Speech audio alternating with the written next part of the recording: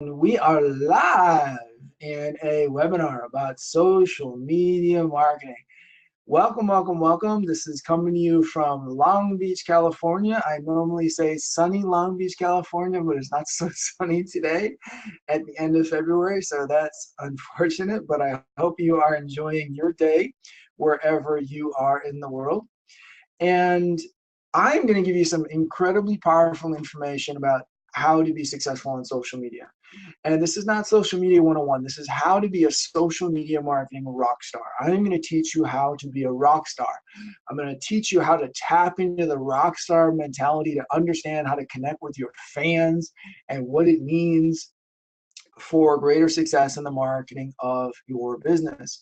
We are recording this, and you will get this recording as soon as the software is able to percolate it. I hope within an hour or two after the conclusion of this webinar.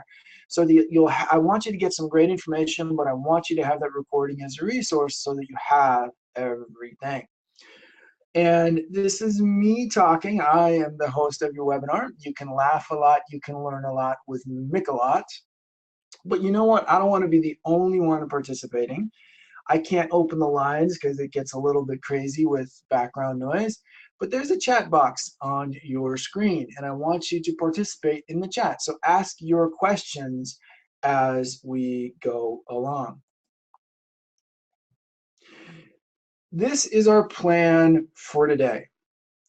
Now, I want to first of all acknowledge and show appreciation to our host. Constant Contact promoted this webinar today, and I'm a strategic partner with Constant Contact, a provider of email marketing and social media marketing services for small business.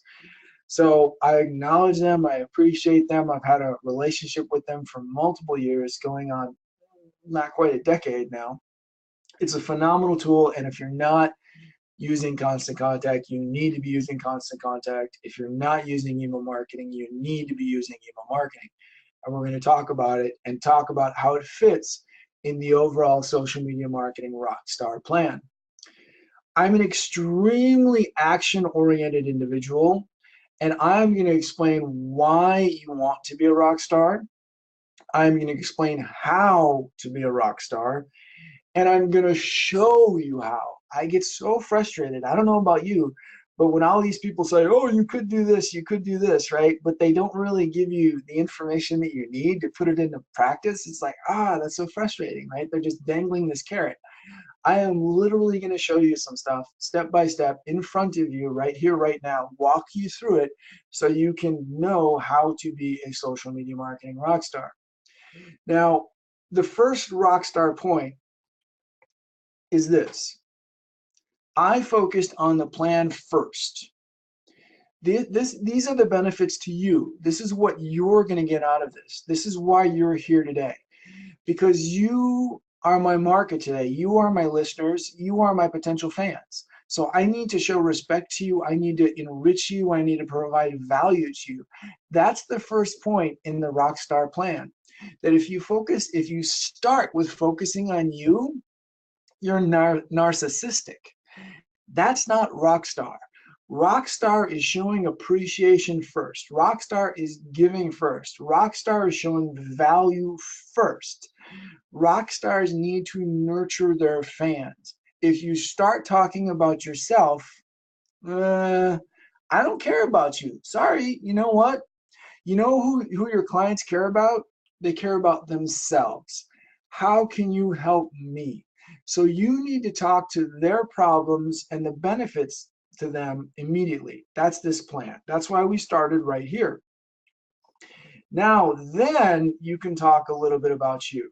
Don't talk about you first. Talk about them first. Because you know what? Your company will go bankrupt without them. They will do just fine without you. So your fans need to be nurtured first. Now, I am Mark. I've got 20 years of online marketing consulting experience. I've been doing this stuff since the mid-90s, before the internet was even really the internet. And my clients have been Microsoft and Hewlett Packard and Travelocity. I mean, I've done this for years. I have 3 books. I lecture at 3 colleges. And I've got 800 plus YouTube videos online. I walk the walk, I talk the talk. I know what I'm doing, so I'm going to give you some really practical stuff. My contact information is right there, including my email address. All right, so I want you you're going to get a follow-up message from me. We're going to maintain contact. If you want to unsubscribe from the newsletter, don't worry about it. Just click unsubscribe and there's no worries, okay? But I want to provide value to you forever, quite literally. So talk about them first and then talk about you.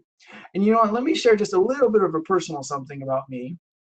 Right now, this is February 2018 when we're recording this. We've got the Winter Olympics going on, and I am so in the Olympics. Oh my gosh. I have been to, I think, 4 games, and you see some pictures on the screen right now. I've been to the London Olympic Games. I've been to the Atlanta Games. I've been to the Vancouver Games. There's me watching field hockey at the Olympic Games in Atlanta. I'm walking around the Olympic Village in London. There's me delivering the Olympic torch. I'm going to synchronized swimming at the Olympics. I'm at the Olympic pool in London. I'm at luge in Vancouver. And right in the middle of the screen, you see one of my most prized possessions. That is a rejection letter. I was rejected for the US Olympics. I tried out and was rejected. And you know what? I am proud of the fact that I am rejected because I don't care. I was rejected by the freaking Olympics. How cool is that, right? Who gets to try out for the Olympics? It was super duper awesome, all right? So that's just a little bit about me. I am a fan of the Olympics. And this is what we're going to talk about from a rock star standpoint. You need to understand that these are fans. These are people, they have aspirations in their life. There are things that are important to them, and you need to speak to that. If you are not speaking to that, your marketing will fail, especially your social media marketing, because your fans will buy. Your fans are less price sensitive. I went to synchronized swimming. Okay, why? Because at the Olympics, you can't buy tickets for everything you want to buy, right? You pay a lot of money for these tickets for some events you don't even want to go to, but that's where you could buy the tickets, right? So, and then I got to get the hotel room and I got to travel to Canada or London, right? But that's okay because fans don't care. Fans want to connect with you and they're willing to pay a premium because of your awesomeness. You are the rock star, they are the fan. And as long as you nurture that relationship, you can be incredibly successful. But that's the crux here. You need to understand that there's a lot of emotion behind this because fans are loyal. Okay, and you know that the world goes crazy every time there's a new iPhone release. Oh my gosh, nobody freaking needs an iPhone, but millions of people want an iPhone. They will sleep on the sidewalk to be the first person to buy the $1,000 phone because they're fans. Now, is it a good product? Yeah, it's a good product, but you know what? That's maybe part of the equation. Of course, you can't sell garbage, but it's the emotional connection that really is the driver, right?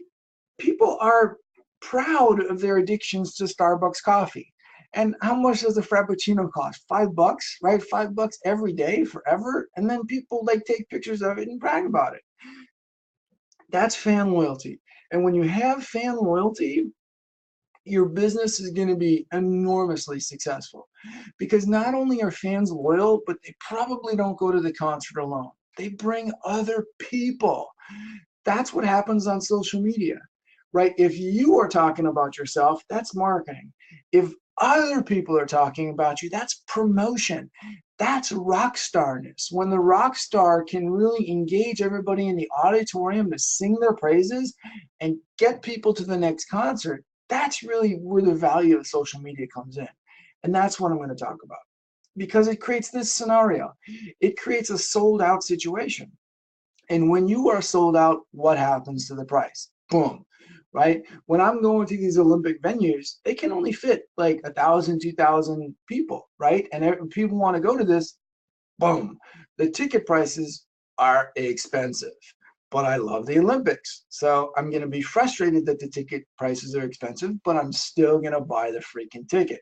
That's the point here.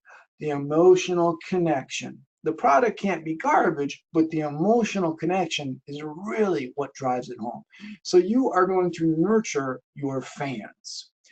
And this is a technically imprecise word when we're talking about social media, because you're going to have followers, you're going to have friends, you're going to have subscribers. But I don't want you to think of those words. I want you to think of this word fans, because there's an emotional connection. I mean, when someone goes bare chested to a football game in Green Bay and it's 2 degrees, it's like, holy moly, they're a fan. Fan comes from fanatic. There's phenomenal emotion behind here. And as long as we feed this emotion with love, respect, and understanding, your fan base is going to continue to grow. You're not going to shout at people on social media. You're going to engage in them. And you're going to engage in them in conversations. This is social media right here. And there's other channels. All of these are channels. And I'm going to explain this in very, very brief. But you kind of need to understand the concept of the conversation. You're not going to market to the people. You're going to converse with them, because that's the whole point. Because when a rock star is on a late night TV show and they're talking about their concert, oh yeah, you know what? I got a new puppy. Oh yeah, what's the puppy's name? See, they're having a conversation with you about the puppy. Now they want you to come to the new concert, right? And that's the overall promotion, but they don't say, come to the concert, come to the concert. They have a conversation.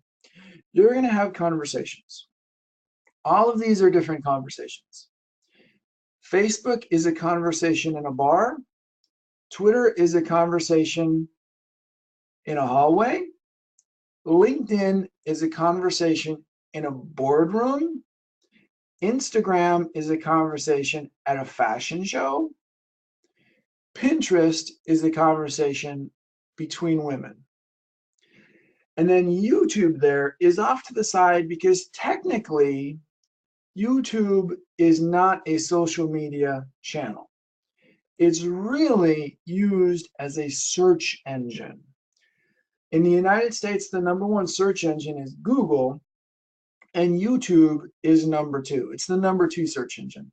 And guess what? Google owns YouTube. And you know what?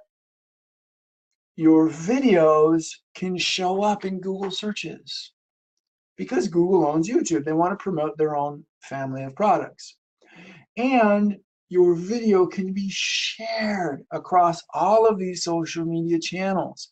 That's what makes this incredibly powerful. You're taking your conversation and you're pushing it out to your fans in a high value way. Now, Facebook is a conversation in a bar. You can talk about anything in a bar.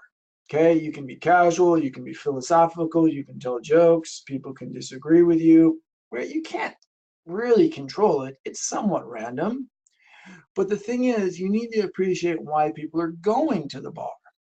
They're going to the bar to socialize. Buy my stuff, buy my stuff is not socialization. That's really just kind of yelling at everybody, right? You need to engage these people in conversation, because in the bar, this is happening. Oh, you know what? My wife is looking for a better health spa, and you know what? She's been trying a whole bunch of them, and she can't really find one that she likes. Oh, you know what? My wife started going to this health spa. You know, she really likes it, and it's like reasonable price. Here's the name. Bam. That's the conversation that's happening. Now this conversation is happening on Facebook in front of hundreds of people. That's free advertising. That's word of mouth marketing. That's your fans promoting you to more fans. That's Rockstar. Now, Twitter, that's a different conversation. That's a conversation in a hallway. Lower value connections. You're just kind of passing someone in the hallway. It's a really quick message, but other people can overhear that message, and then it can go all over the place.